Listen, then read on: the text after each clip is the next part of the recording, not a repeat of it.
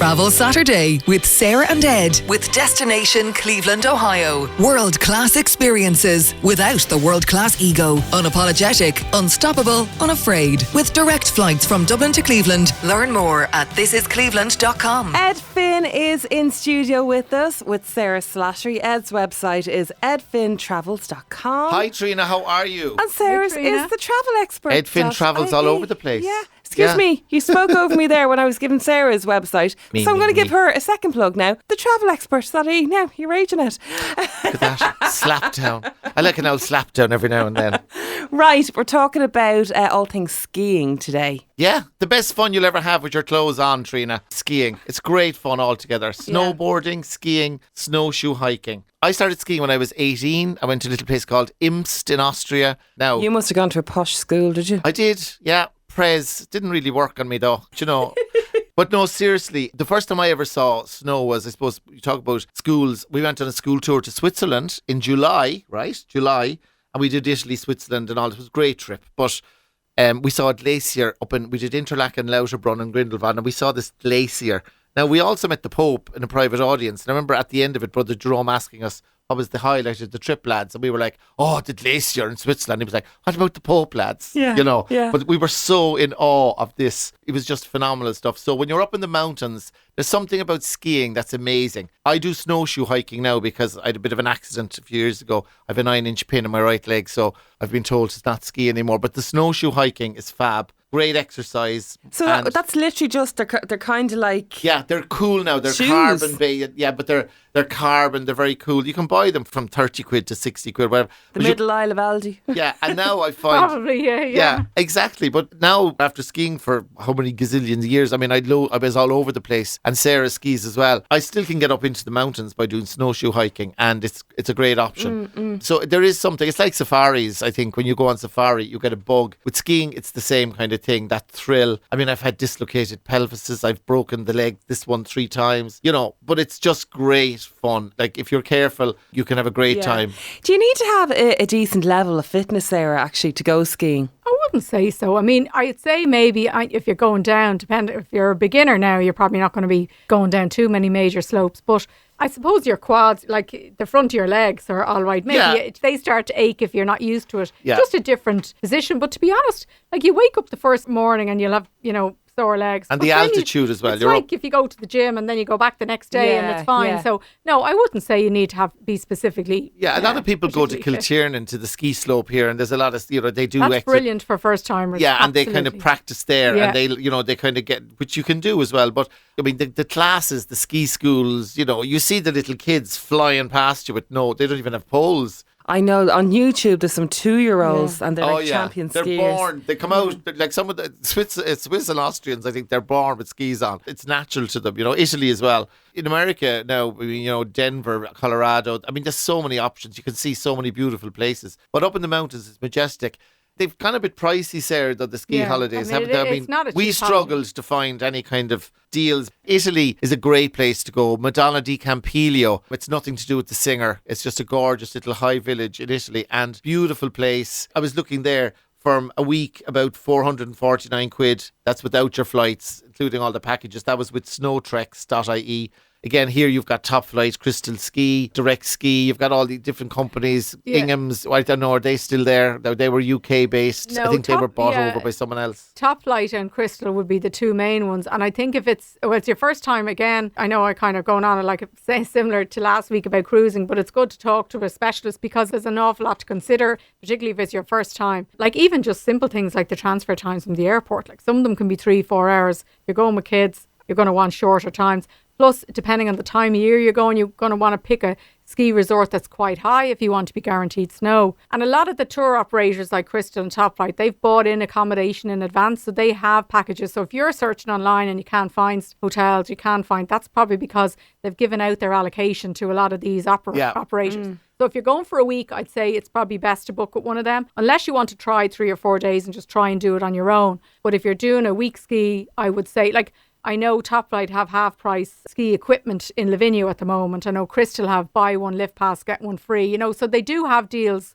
but it's not really a cheap holiday, but they do have some offers from time to time. Sunway are the agents in Ireland as well for Club Med. Of course, Club Med, famous for winter and sun holidays. But Val d'Isère and Teen Val d'Isère, OMG, it was one of the best weeks I've ever had. Like, it's a beautiful place. All the food, I mean, it's French. I mean, again, France has amazing skiing, but it's a beautiful place. The fun, the music afterwards, the après-ski is part of everything. But the skiing, it was just one of these wondrous weeks. I mean, the sun is shining, whizzing along, like it wasn't too crowded. The snow wasn't that great. We were worried, because some years the snow isn't good and they have snow guarantees and all this. But as soon as we went up and up and up and up, and then you get to the Val d'Isère, it was just incredible. That was a great one. Club Med, they do great, all-inclusive. So everything is included, even drinks, entertainment. That can be a really good way of doing it, because sometimes you think, if I do all the things myself, but you've ski passes, ski hire, there's a lot of stuff. You have to hire all your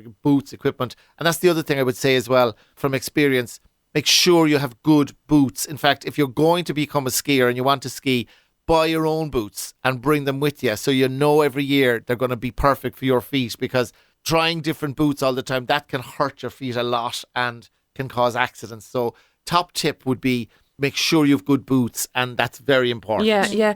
Would the insurance for a ski holiday cost as much as the holiday? No. It's usually about double the normal. So I think if a it's standard policy is like €17, it's €34 or something. I do the annual policy multi-trip. And that covers it. And you just add on the premium, you add on the adventure, whatever, that's great. And then you're no worries, if you pay once a year. So it covers. Exactly. And that's another thing to consider for people who are afraid they mightn't like. Actually, I think Kiltiernan is the perfect place to start. Not only just to see whether you think you like skiing, but also if you do 3 or 4 lessons up there, when you arrive, you're not treated like a complete beginner that you're only putting on and off your boots, And you're wasting the first day or so. You basically gain so much more time. There's like beginners 1, 2, 3, 4 lessons, and you might be in beginners 2 or beginners 3 because you've done 4 lessons in Kiltiernan. So it's really good. But also you kind of get an idea, am I going to actually enjoy skiing or not?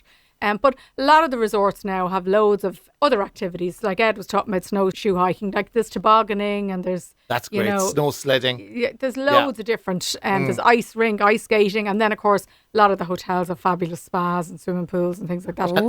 Another, if you do, I remember going a good few years, I went to Zermatt, which is, the Matterhorn, and you go up on trains, there's no cars there, it's all electric cars. Now this was way back, and you could ski from Zermatt into Cervinia, which was Italy, and then the last lift went back at 4:00. I remember one year, of course, we were having a lovely lunch, a couple of little glasses of wine, and we missed the lift back up. So we were stuck in Trevinia in the boots and the skis, looking for somewhere to sleep that night. But that was great fun. But again, when you go to places like Zermatt, you can actually ski into Italy for a day, and there's loads of different things. The mountain restaurants, these little restaurants up the mountain, that's the best. They Lunch make in the those most mountains. incredible food. I remember having all the Cafe Adler was one of them, and the guy the kitchen was the size of a shoebox, and literally what came out of that kitchen, and then you'd miss the lift down and you have to walk the whole way down. You'd be exhausted. Imagine how they get their food deliveries. Tesco click and collect. Up on the gondola, and then they skied and they sled down. All the staff get the sleds down. But again, the mountains are the best for lunch, and all those hearty soups and goulash and gross. And for Christmas as well. If you really can do it, it's super for the atmosphere. Like, you're in Zermatt, you have the snow, you have horse-drawn carriages with the bells going. It's a gorgeous way to spend it. It's real Christmas. It's postcard kind of stuff, or Christmas card stuff. Postcard. And fabulous as well from kids' point of view. I know you have a ski phrase, or I don't know, that you use, but one of the big ones is less screen time, more ski time. So, and because it's just a really nice kind of family holiday that you're out all the time. For me personally, it's one of the only places I can switch off. If I'm lying at the pool, I'm still picking up my phone, still checking, social media, whatever. When you're skiing down the mountain, detox. You're not looking at your phone. Digital detox, totally. You do switch off. You really do kind of love the whole outdoors, the whole fresh air. I'd highly recommend it to anyone. Definitely think everybody should try it. And if you're anyway nervous, maybe pick a resort that have, other activities there as well, and try Kiltiernan. Interlaken, we were mentioning one of my first, again, I mentioned Interlaken, Lauterbrunnen, but Grindelwald is beautiful. very easy to get to. We have flights to Geneva, we have flights to Zurich. There's loads. Aer Lingus, Swiss, we've loads and loads. But those places are magical. In Interlaken, they've the winter ski palace there, so you can do the skating, the ice skating. Yeah. Sorry, I'm tongue. Ice skating is massive there. Kids go crazy for it. They make a wonderland there. It's called Interlaken on Ice. And that is phenomenal stuff. Again, you don't have to ski. It's the alpine excitement. But Interlaken is fabulous for that. And the après ski, of course. The old après ski, brilliant. Peach and Apps. When you come down off the mountain, there's usually bands playing. You stay there for a few hours. Then you might go home, get changed, come back out. Massive. Or half the time you just stay in your ski gear all day. Like you don't have to. You don't need fancy clothes or anything. Everyone's in their ski gear half the time. Okay. All right. Well, there you have it. Skiing. Sarah Slattery and Ed Finn in studio. And we will see you next week. All the best. Thanks, Trina. Time for a bit of off-piste now. Travel Saturday with Sarah and Ed with Destination Cleveland, Ohio. World-class experiences without the world-class ego. Unapologetic, unstoppable, unafraid. With direct flights from Dublin to Cleveland. Learn more at thisiscleveland.com.